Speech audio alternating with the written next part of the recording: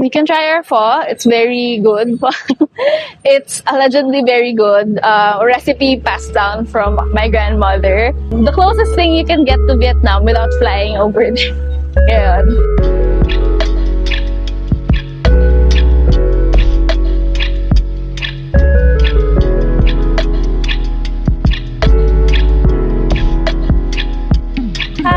I'm Trisha. I'm the daughter of the owner of Ganong Nam Vietnamese Street Eats dito sa Pasita, San Pedro, Laguna.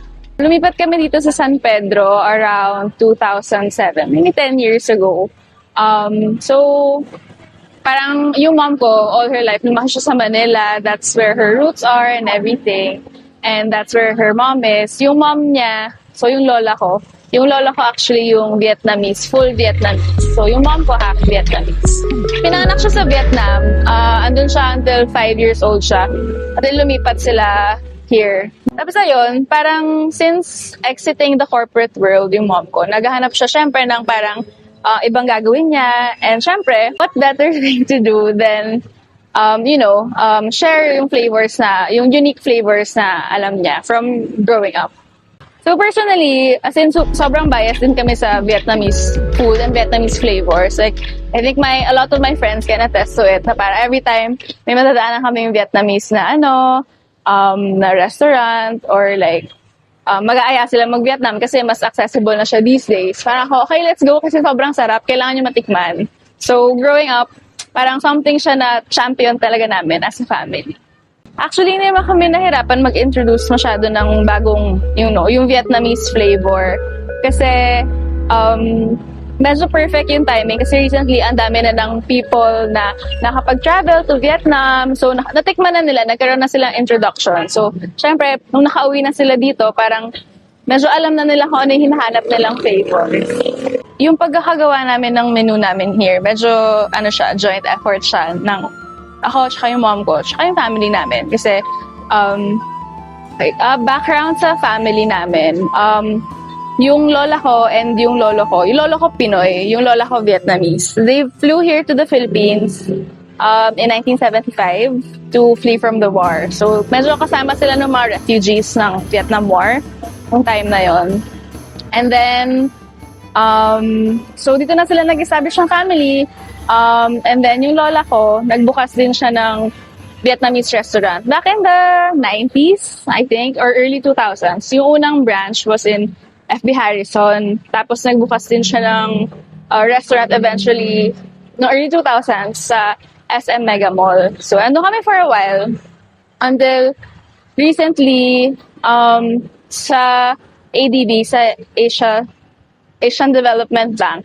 Doon na naman nagsiserve ng food yung lola ko sa canteen nila. So, again, growing up, yung mom ko, tumutulong siya sa kitchen and everything. So, parang family bonding talaga namin yung food. So, parang every time meron kaming family gathering, may events sa parang anniversary namin dito sa Pilipinas or parang mga birthdays, death anniversaries, i-gather kami lahat sa bahay tapos kakain kami ng Vietnamese food sa bahay. So, medyo doon din nanggaling yung menu in a sense na parang lahat ng food na kinakain namin as a family together, doon namin binase yung mga favorites namin. So, yun nga, yung pho, yung hoteo, goicon, sorry, medyo butchered yung pronunciation. Pero, yun yung mga favorites na sinaserve ng lola ko na napasa niya din sa mom ko na share namin to other people.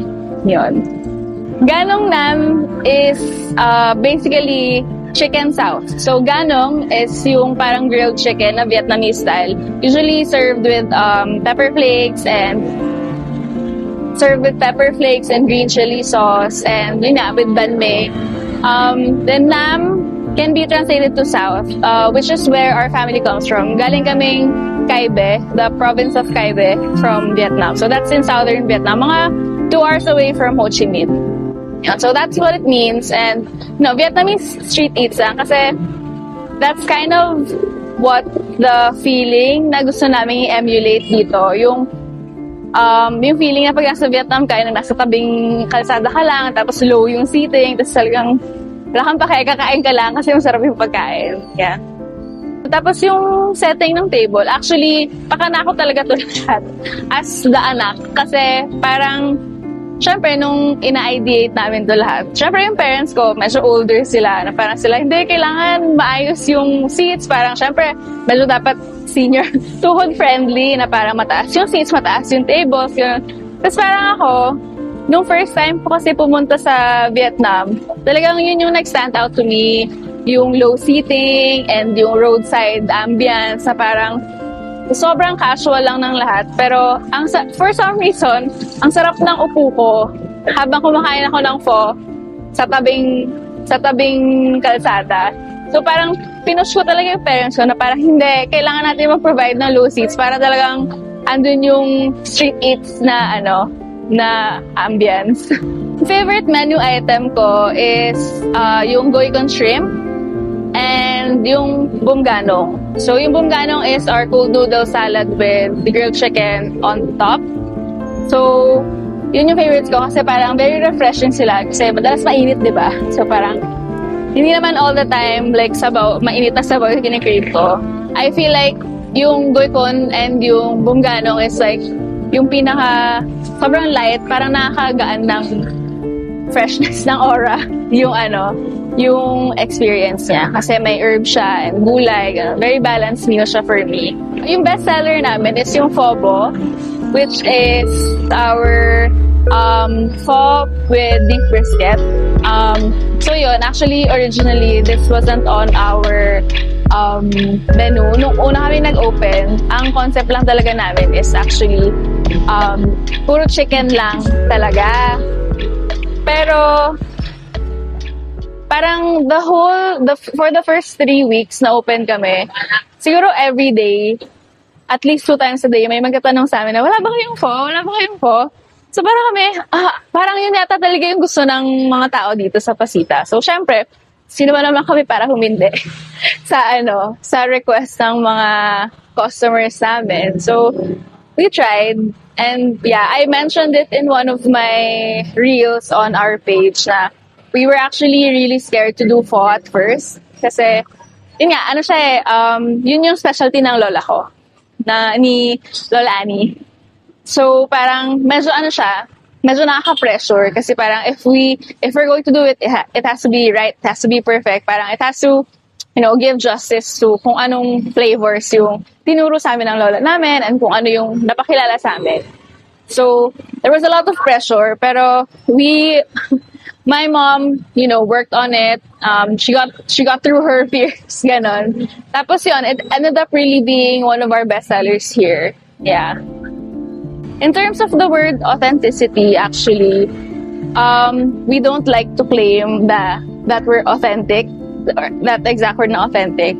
Kasi, ang hirap kasi pag ginlay mo na authentic, and then, I think it's a very subjective term, so to say. So, parang, we don't want to claim authentic, really, but alam naman namin na in our hearts, na parang, syempre, it's a family recipe, di ba? The challenge kasi with claiming authenticity and then not living up to it is, something's being out of your control. For example, like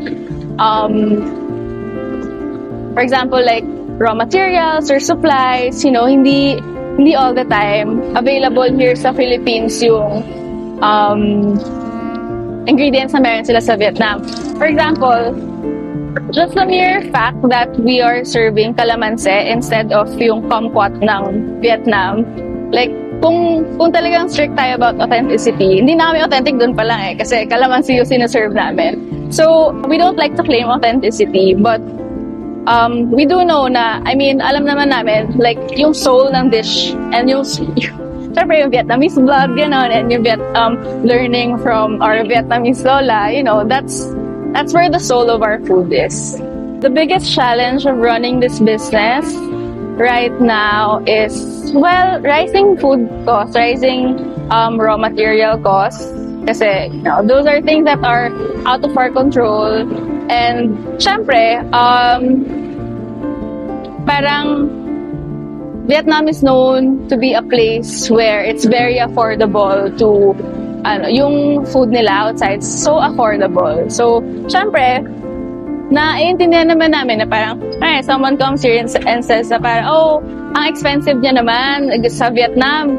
Sa Vietnam, 120, 150 lang yung ganito kalaki na bowl. And like, kami din, parang sana, we really dream of, being able to offer prices that low. But, with material costs, raw material costs, mahirap siya i-control.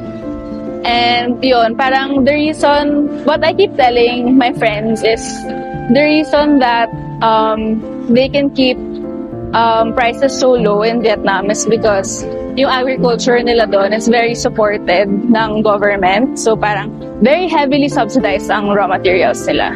So that's why they can keep their prices low. And I hope that's something we can do here in the Philippines in the future. It wasn't planned out perfectly. And we learned along the way.